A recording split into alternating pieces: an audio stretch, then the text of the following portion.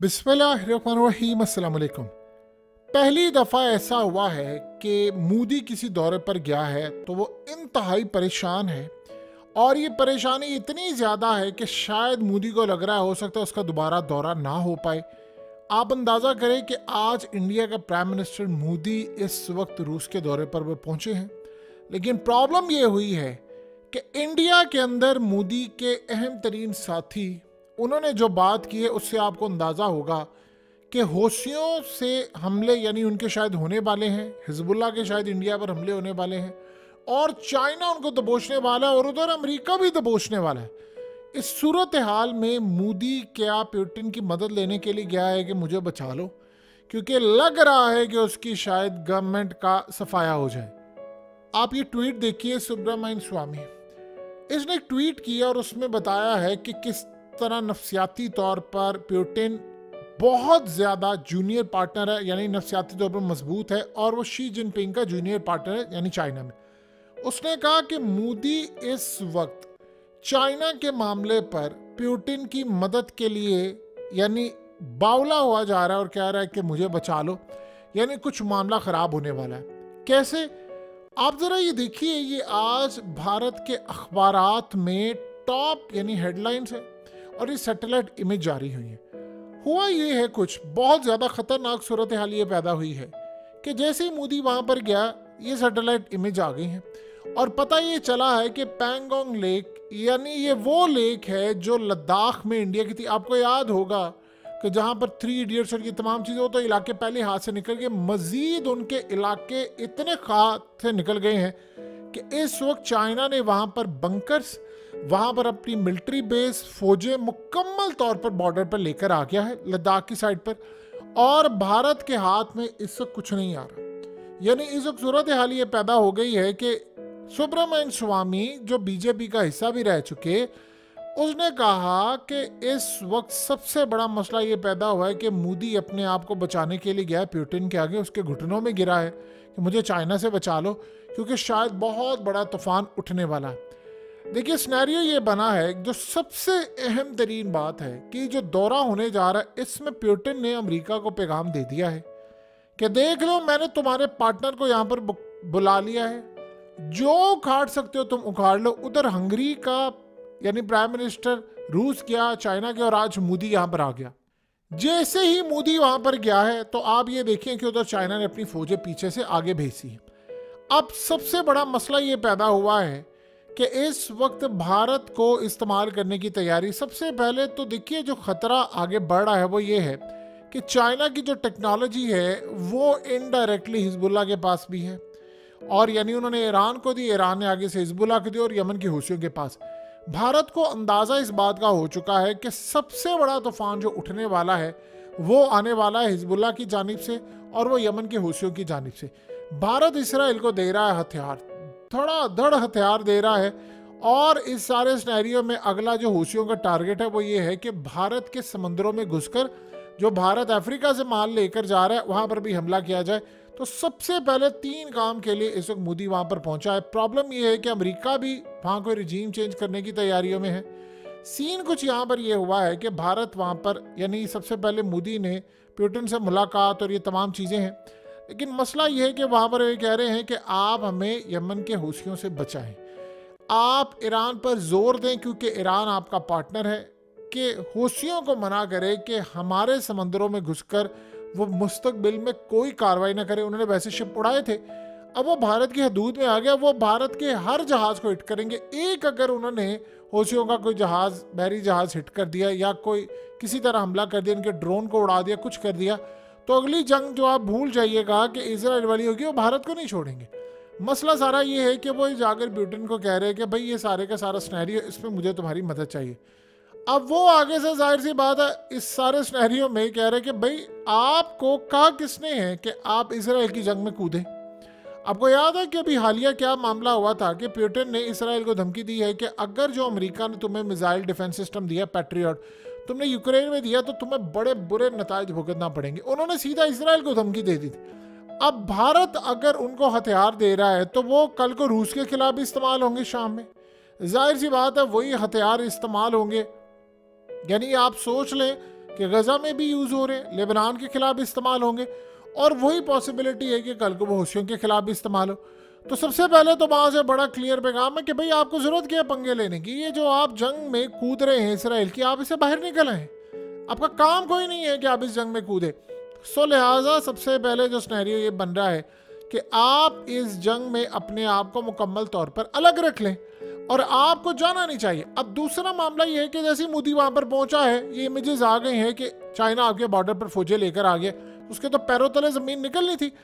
अब असल में यहाँ पर क्या होने वाला है, प्यूटिन यहाँ पर काम ये कर रहा है कि ठीक है मैं तुम्हें चाइना से लेवरेज लेकर दूंगा, लेकिन तुम अपने आप को बिल्कुल डिस्टेंस अलग कर लो। भारत इस वक्त यानी अमेरिका और इसराइल, यानी अगर न्यूट्रल होना है तो आप बिल्कुल हो जाएं।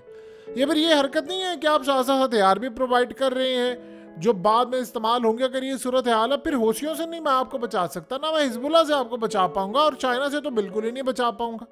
ये बात आप अच्छी तरह समझ लें। ये असल में इनकी स्ट्रेटजी है। सुब्रमण्यम स्वामी ने बिल्कुल क्लियरली पॉइंट आउट किया है कि ये देखिए, प्यूटिन ने सारी दुनिया के बड़े बड़े लीडरान, जब मोदी एज अ पीए के तौर पर जाता था अटल बिहारी वाजपेयी के प्यूटिन से मिलने, तो वो तब का किंग है। अब तो वो दुनिया के अंदर इतनी आगे निकल चुका है कि दुनिया में कोई उसको शिकस्त नहीं दे सकता। तो आप बताइए कि सारी सूरत हाल में देखिए, हंगरी का प्राइम मिनिस्टर चुपके से पहुंच गया है रूस से मिलने के लिए, यानी प्यूटिन से मुलाकात के लिए कि भाई ये सारे का सारा मामला आप क्लियर करें, हम आपके साथ खड़े हैं। अब हुआ ये है कि जैसे ही फौजें और ये तमाम चीज़ें पहुंच गई हैं लद्दाख में, उधर उसकी चीखें निकल गई हैं। मोदी को आपने कभी इतना ज़्यादा परेशान नहीं देखा होगा जितना वो जैसे ही जहाज से उतरा तो इस दौरे के अंदर है, बड़ा परेशान है। हत्ता कि प्राइम मिनिस्टर ऑफ रशिया ने उनका इस्तकबाल किया, अच्छा खासा प्रोटोकॉल दिया है क्योंकि वो सारे काम करते हैं। अब असल सूरत हाल ये है कि अमेरिका को सबसे बड़ा झटका ये लग रहा है कि भारत अब रूस से ले रहा है मजीद हथियार। वो कह रहे हैं कि आप हमसे हथियार ले रहे हैं, लेकिन आप आगे वो हथियार, आपको पता है कि जो फौज के जेर इस्तेमाल इंडिया के हथियार हैं वो इसराइल को सप्लाई किए गए हैं, वो भारत की जानिब से। अब रूस पहले बड़ा खुश था कि भारत हथियार लेता है, अब वो कह रहे हैं कि हथियार मैं तुम्हें दे रहा हूं, तुम आगे से वो उसको इसराइल को दे रहे हो, और इसराइल आगे वो लेबनान के खिलाफ इस्तेमाल कर रहा है, जिसके बारे में अभी रूसी की जानिब से अलेक्जेंडर डुगिन ने कहा है कि लेबनान को, हौसियों को, शाम को अब रूस हथियार देने की तैयारी कर रहा है। अब वो देना, उसने कहा थी, वो प्यूटिन का राइट हैंड है जो बंदा, उसने कहा कि हमने देना है, फिलोसफर है। अब वो आगे से कह रहा है कि आपने भारत को हथियार दिए, भारत आगे इसराइल को दे रहा है। अब ये तो काबिल कबूल नहीं हो सकता। ये बात बिल्कुल क्लियर है और वाज़ेह है, और यही लड़ाई चल रही है। उधर चाइना फौजें लेकर है। अब बड़ा क्लियरली मामला तय है कि देखिए, अमेरिका को आज बड़ा एक झटका है कि इस सारी सूरत हाल में रूस के साथ मामला तय है। पहले रूस बड़ा खुश होता था, भारत को हथियार दे रहे हैं फलान, अब वो कह रहे हैं कि यार हथियार दे रहे हैं लेकिन तुम आगे से। आपको पता है कि अमेरिका ने भी इस सारी सूरत हाल के अंदर भारत को छूट दे दी कैटसा की पाबंदियों से, और दूसरी चीज़ क्यों, क्योंकि मामला ये हुआ कि जो भारतीय फौज इस्तेमाल करी थी, शेल्स, हथियार, मिसाइल, वो सारे आगे पहुंच रहे हैं गजा में। वहां पर यानी इसराइली फौज इस्तेमाल कर रही है और लिबनान के खिलाफ। और लिबनान किसका इत्तेहादी है? वो जाहिर सी बात है ईरान का है। और ईरान किसका इत्तेहादी है? वो रूस का। लिबनान ओवरऑल इनडायरेक्टली तो रूस का भी इत्तेहादी है, शाम के अंदर भी वो बैठा हुआ है, तो वो उनकी मुलाकातें भी होती हैं। अब उनको गुस्सा ये चढ़ा हुआ है कि यार तुम हथियार मांग रहे हो हमसे, तुम ये समझ रहे हो कि हम तुम्हारे साथ मामला तय करेंगे, तुम आगे हथियार ये दोगे, ऐसा नहीं चलेगा। अपनी पोजीशन बड़ी क्लियर कर लो, हमारे साथ खड़े हो, तो फिर आप ये काम नहीं कर सकते। अब उन्होंने बड़ा क्लियरली कह दिया है कि भाई आपके हथियार वहाँ पर इस्तेमाल होंगे तो हमारी तरफ से कुछ नहीं, और ये मामला अपना बड़ा आप क्लियरली रखें। अब दूसरी जानिब चाइना असल में मजीद आगे बढ़ रहा है, वो भारत को बड़ा पैगाम दे रहा है। देखिए इस वक्त हालत ये है कि मोदी के लिए न्यूट्रल रहना बहुत मुश्किल है, इतना मुश्किल है कि आप उसका अंदाजा भी नहीं लगा सकते। रूस असल में इस वक्त भारत को ये कह रहा है कि देखो, दुनिया में कोई एक ताकत है जो अगर तुम्हें बचा सकती है यमन के हौसियों से या हिजबुल्लाह से या फिर चाइना से, तो वो मैं हूं। अगर तुम इजराइल को हथियार देना बंद कर दोगे तो फिर जाहिर सी बात है हम तुम्हारे लिए गुंजाइश पैदा करवा सकते हैं हौसियों के मामले पर, वरना तो फिर तुम्हारे शिप्स उड़ाने के लिए वो मुंबई के पोर्ट के बाहर भी खड़े हो जाएंगे। वो कहेंगे कि ठीक है जी, हम यहाँ पर उड़ाने के लिए आए, किसी बात में जरूरत तो आओ हमसे मुकाबला कर लो। तो अभी तक तो अमेरिका ने मुकाबला नहीं किया, तो बाकी ताकतें क्या करेंगी मुकाबला। सो एक जानिब तो ये मामला है, दूसरी जानिब इससे ज़्यादा भयानक सूरत हाल है, और वो ये है कि चाइना सर पर आकर खड़ा हुआ है। उससे बचाने के लिए तो रूस के अलावा कोई ताकत नहीं आगे आ सकती। अमेरिका तो चाहेगा चाइना इंडिया की लड़ाई हो, अब अमेरिका ये भी देख रहा है कि फिर रूस का दौरा कर लिया है। आप एक चीज़ बड़ी अजीबोगरीब देखेंगे कि इंडिया में इस दफ़ा जो पुतिन के साथ मुलाकात और चीज़ें उसको ज़्यादा हाईलाइट नहीं किया जा रहा। ये आपने एक चीज़ बड़ी गौर की होगी कि इस दफ़ा ये मामला क्यों है ऐसे। उसकी सबसे बड़ी वजह ये है कि इस वक्त भारत ये नहीं चाह रहा कि इंटरनेशनल जो फोर्सेस हैं वो इस दौरे को एज अ सिग्नल के तौर पर देखेंगे कोई रजीम चेंज वाला सिलसिला ही ना यहाँ शुरू कर दे। तो वो इस दौरे को करना भी चाह रहे थे, लेकिन ज़रा लो प्रोफाइल रखकर। हालांकि मोदी का कोई दौरा होता है तो आपको पता है कि वो किस तरह इसकी पजीराई करते हैं। सो इस वक्त सबसे बड़ा मसला ये है कि चाइना की फौजें आ गई हैं वहाँ पर। हौसी बिल्कुल इन पर हमला करने के लिए तैयार हैं कि भाई आप यहाँ पर अगर मिसाइल लेकर जाएंगे तो हम आपको नहीं छोड़ेंगे। अब वो पुतिन की मदद ले रहे हैं कि आप बचाएं। देखिए, अगर तो भारत ने इस सारी सूरत हाल के बावजूद कोई मामला तय कर लिया तो रूस उनको बहुत ज़्यादा लेवरेज है। हो सकता है तेल में दे दे, गैस में दे दे, बहुत सारे मुआहदे कर ले। अगर इन तमाम चीज़ों में याद रखिएगा उसने रूस की जानिब अपना पलड़ा रख दिया तो फिर भारत को ब्रिक्स के अंदर भी बहुत सारे मामला था। जाहिर सी बात है उसको फिर डॉलर के हवाले से भी अपनी कोई ना कोई चीज़ करनी है। और इस सारे सिनेरियो के अंदर सबसे बड़ा मसला ये आता है कि अगर पाकिस्तान यहाँ पर थोड़ा सा भी स्टेबल होता है इकोनॉमिक वाइज, तो आप यकीन कीजिए चाइना और रूस ने पाकिस्तान को भारत के अल्टरनेट के तौर पर लेना था। लेकिन मसला ये है कि पाकिस्तान इस वक्त भारत से कम अज कम बहुत भी आप कम लगा ले तो 100 साल पीछे चला गया। यानी हमारे पास जो हालत ये है कि हम IMF अगर हमें हड्डी ना दे या हमें पैसा ना दे तो वो हमारे गले के अंदर फंस जाए, हम तो बिल्कुल ही तबाह बर्बाद हो जाए, हम तो सांस भी ना ले पाएँ।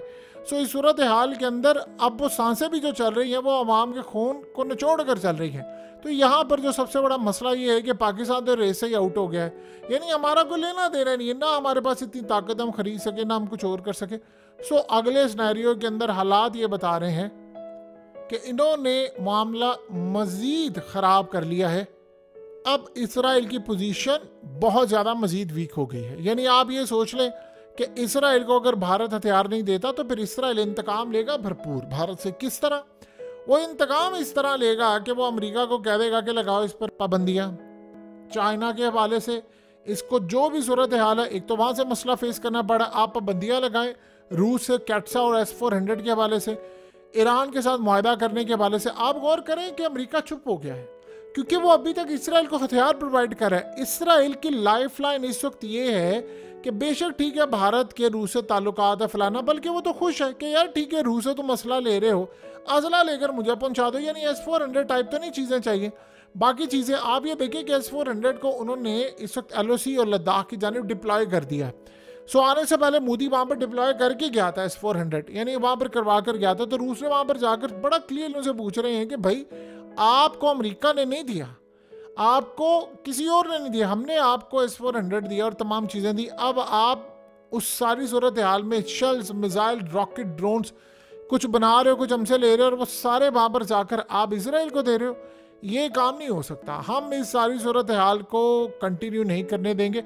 अब मोदी के लिए मसला बड़ा है कि अगर हथियार वो बंद करता है देना, कुछ तो वो ड्रोन्स बना रहे हैं ना, कुछ अपनी फौज के ज़रिए इस्तेमाल जो रूस से लिए वो आगे सप्लाई करें, और कुछ वो लोकली सतह पर रूस के साथ मिलकर फैक्ट्रीज बना रहे हैं। अब S-400 का काम ये है कि वो जो रिपेयर कर रहे थे या मेंटेनेंस है सारी, वो कह रहे हैं जी अब वो रूस के साथ मिलकर हम लगाएंगे यानी इंडिया के अंदर, तो वो वहाँ पर सारे का सारा मामला होगा। तो जाहिर सी बात है पुतिन इस सारी सूरत हाल में कोई बच्चा तो नहीं है कि आप ये सारा काम करेंगे और बदले में क्या लेंगे। वो गिव एंड टेक करने वाला बंदा है कि भाई ठीक है आप मामला बाकी क्या रखोगे।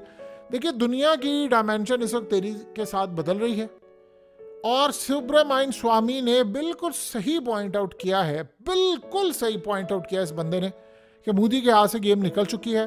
अब वो इस वक्त पुतिन के पाँव में पड़ा हुआ है कि भाई मुझे चाइना से बचाए। और चाइना और रूस की स्ट्रेटजी बिल्कुल सेम थी कि जब मोदी आएगा उससे पहले हम अपनी फौजें सारा कुछ कर लेंगे, ताकि वो ये करने के लिए आए कि यार तुम मुझे बचाओ, फिर हम इससे अपनी मर्जी का सौदा कर सकें। देखिए भारत को 40 से 50% सस्ता तेल दिया है और आप जानते हैं भारत कर क्या रहा है, 50% सस्ता तेल लेकर रूस को इतना फायदा भारत से नहीं हुआ, उसको बाकी ममालिक से फायदा ज्यादा होता है। उसकी वजह यह है, देखिए वो भारत को 50% सस्ता तेल दे रहा है। अब उसे क्या हुआ कि यूरोप को जो वो तेल देता था, अब वो तेल भी भारत लेकर उसको दे रहा है, यानी 50% सस्ता लिया हुआ है। तो रूस ने अभी तक उनको ऑफर जारी की है, पाकिस्तान ने तो खैर बिल्कुल ही फारिग हो गया, हमारा तो कोई लेवल ही नहीं है ना। तो इस सारे सिनेरियो में आप अंदाज़ा लगा लें कि सबसे अहम बात क्या है कि रूस का मामला हो या कोई और मामला हो, मोदी के लिए मसाइल का गढ़ है। देखिए पाकिस्तान में कहा गया कि जी हमने रूस से तेल लेना था, मर मर के 2.5-3 सालों में एक आया बिल्कुल शिप, और वो भी हमें कोई बिल्कुल सस्ता नहीं मिला। रूस ने कहा जी हमने तो इनको सस्ता दिया ही नहीं है। और पागल है पुतिन, ये काम करेगा? जब लेने की बारी थी तो उस वक्त जो अमेरिका के सामने खड़े हो गए थे उनको सिर्फ मिला है, भारत उस वक्त खड़ा हो गया था। लेकिन अब भारत के अंदर मोदी की मेजॉरिटी नहीं है, वहां पर वो इत्तेहादियों के असर है। इत्तेहादी कब एतमाद में बदल जाती है आप सबको अच्छी तरह पता है। सो इस वक्त वो वहां पर पहुंचा हुआ है। देखिए लास्ट फेज है भारत का, अगर इन्होंने यहाँ पर वाकई कोई मामला तय कर लिया रूस के साथ, तो उधर से फिर अमेरिका और इजराइल इनको छोड़ेगा। और अगर ये हथियार इसी तरह चलते रहे तो फिर भारत को फौरी तौर पर रूस की हिमायत भी खोना पड़ेगी। आप जानते हैं एक दफ़ा रूस की हिमायत खो दी ईरान के, उन्होंने कहा था भूसियों को मनाएं, इब्राहिम रेसी को कहा था, मरहूम को, लेकिन वो उस वक्त भी इन्होंने कह दिया था कि भाई हम इनके मामलात में नहीं आएंगे। अगर इस वक्त रूस पीछे हट जाता है तो फिर याद रखिएगा कि चाइना किसी सूरत नहीं छोड़ेगा भारत को। और वो कह रहे हैं कि आपको अब एक साइड चूज करनी पड़ेगी, उधर अमेरिका पर प्रेशर डाल रहा है, उधर ये डाले, और यही वो वक्त है कि वाकई भारत को एक साइड चूज करनी पड़ेगी। ये आप न्यूट्रल जितनी मर्जी कोशिश कर ले आप नहीं रह सकते, या तो आप इसराइल के साथ हैं या इधर है। अब ये नहीं हो सकता कि आप रूस के साथ भी रहे, रूस से हथियार लेकर फौज आपकी लेती है हथियार, तो आप आगे सप्लाई करें, फिर आपका बुरा ही हाल होगा।